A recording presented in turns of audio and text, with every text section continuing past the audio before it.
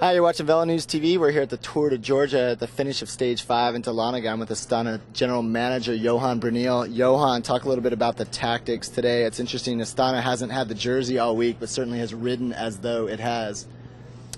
Well, I think it's pretty simple. There was a breakaway today, and 4 riders up the road. When at a certain moment they have 7-8 minutes, and then something needs to happen. It was clear that High Road wasn't going to defend the jersey of Henderson, and I think it comes down to the teams who have ambition. And at first we worked together with High Road and Slipstream.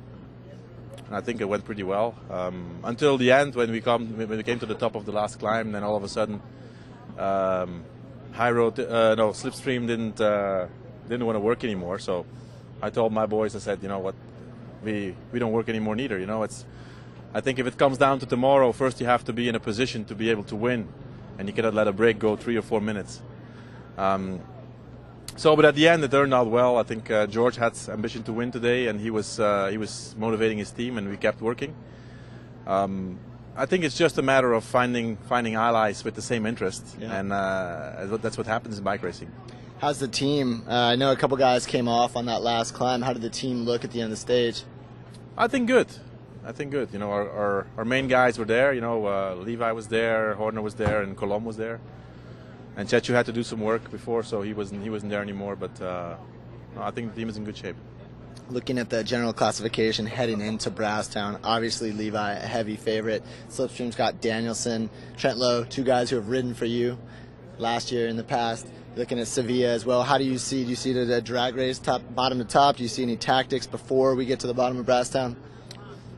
It's a short stage, so there will be a lot of attacks in the beginning, and a lot of riders and teams will want to try whatever they can to get a lead before the bottom of Brasstown. But I think it will all come down to the last climb, and it will be a race between 5 or 6 guys, and you just name them. Those are the guys. Anyone I forgot? There's always a surprise. I don't know. I think on High Road they have a strong guy in this Russian guy Sitsu. He's strong, and I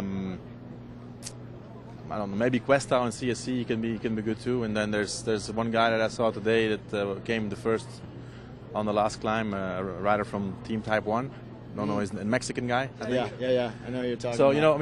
you never know, but I think it's normally a climb like that doesn't have any surprises. Levi certainly looked good yesterday, riding the rest of the guys off his wheel during the time trial. Well, it was a bit of a new experience for us. We had Michael Scher, who was injured, and he wanted to try, but there was no way he could even normally start the race, and he wanted to try. So, and then we had Kiriev, who's a young Kazakh, and it's the first time he does this type of effort. So it was not a very smooth team. We had 4 strong guys, but at the end I think the result was pretty good. The end result was good, and it's all within 4 or 6 or 10 seconds. So that's the same as saying the Brasstown ball is going to decide tomorrow. Yeah.